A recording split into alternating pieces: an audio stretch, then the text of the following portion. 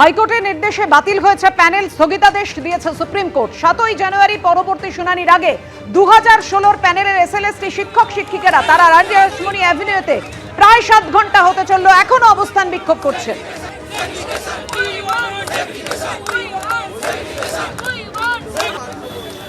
কথা বলবো, আমাদের সঙ্গে রয়েছেন আমাদের প্রতিনিধি ব্রতদীপ ভট্টাচার্য। ব্রতদীপ, এই মুহূর্তে কি পরিস্থিতি?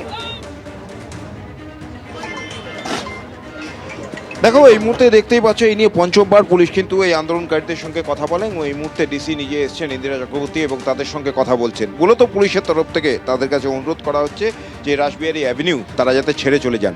তারা কি কথোপকথন হচ্ছে আমি একটু শোনাই।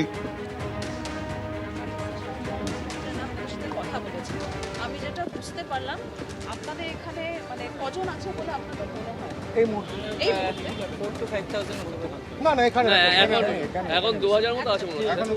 এখন 1000 আমরা কাউন্ট করতে পারি না। আচ্ছা ঠিক আছে, এইভাবে জিজ্ঞেস করি তাহলে আপনাদের percentage ladies to men percentage একটা বলুন, যদি দেখে আপনাদের কোনো আইডিয়া থেকে থাকে যে 20% লেডি বাকি মেল এরকম কিছু আছে কি আপনাদের? আমাদের আছে 46 46 আছে। আমি যেটা বুঝতে পারলাম আপনারা এখানে বসতে চাইছেন, কিন্তু সেটা তো আপনাদের বলা হয়েছে যে এখানে তো অ্যালাউড নেই, আপনাদের কর্মসূচিতে সেটা ঘোষিত ছিল না। ঠিক আছে, একটা যদি আপনারা বলেন অ্যাগ্রি করেন। হ্যাঁ, ওনারা একটা রিকোয়েস্ট আমাকে করেছিলেন, অনেক দূর থেকে যেহেতু অনেক ফলোয়ার্স আছে, অনেক দূর দূর থেকে। হ্যাঁ, আপনি বলছিলেন যে ওনারা রাতে ওয়াই চ্যানেল থাকার জন্য আজকে একটা তারপরে রেগুলারাইজ ওনারা করতে চাইছে। কিভাবে আপনারা রেগুলারাইজ করবেন?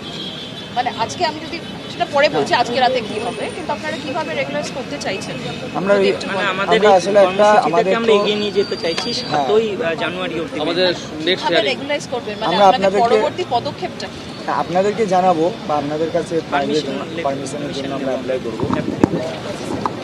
এই মুহূর্তে যে বিষয়টা চলছে পাপিয়া, তোমায় জানিয়ে রাখি যে এই যারা চাকরিজীবীরা রয়েছেন, অর্থাৎ 2016 এসএলএসটি থেকে যারা শিক্ষক শিক্ষিকারা এবং যাদের চাকরি বাতিলের নির্দেশ দিয়েছিল কলকাতা হাইকোর্ট, তারা এখন চাইছেন যে 7ই জানুয়ারি যে পরবর্তী শুনানি রয়েছে সেই শুনানি পর্যন্ত তাদের এই আন্দোলন বা তাদের এই অবস্থান বিক্ষোভ তারা চালিয়ে যাবেন।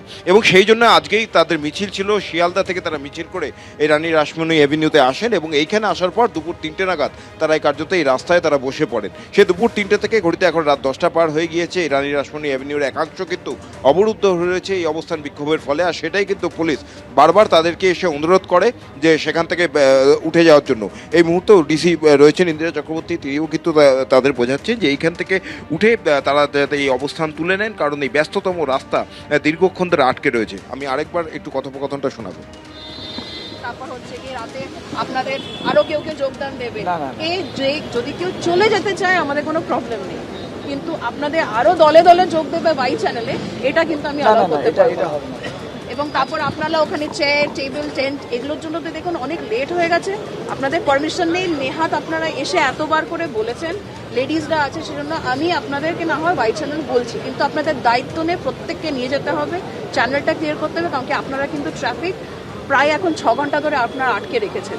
ডেসপাইট পুলিশের এতবার করে আপনাদেরকে রিকোয়েস্ট করা, আপনারা কিন্তু ট্রাফিক আটকেছেন। ম্যাডাম একটা রিকোয়েস্ট, ঠিক আছে, আমি তো বলছি আপনারা বাই চ্যানেল যান, কিন্তু আপনারা দায়িত্ব নিন, প্রত্যেকটা লোককে আপনারা এখান থেকে বাই চ্যানেল নিয়ে যাবেন সবাই চলে এবং রাতে এবং কালকে সকালে আপনারা কটার মধ্যে ক্লিয়ার করবেন সেটা বলুন। ম্যাম ওটাই তো আমরা বলতে চাইছি রিকোয়েস্টটা, যে আমরা অর্থাৎ বুঝতেই পারছেন পুলিশের তরফ থেকে বলা হচ্ছে ওয়াই চ্যানেলে তাদের অবস্থান বিক্ষোভ সরিয়ে নিয়ে যেতে। এবার শিক্ষক শিক্ষিকারা কি পদক্ষেপ নেন, কি সিদ্ধান্ত নেন, আমাদের সেদিকে নজর থাকবে। আজকে ধর্মস্থলে গিয়ে আন্দোলনকারীদের পাশে থাকার বার্তা দিয়েছেন আরজিকর কাণ্ডে আন্দোলনকারী জুনিয়র চিকিৎসক দেবাশিস হালদার। কেন প্রশাসনের তরফ থেকে কোনো সহযোগিতা করা হচ্ছে না, সেই জায়গা থেকে সংহতির বার্তা নিয়ে আমরা এখানে এসেছিলাম।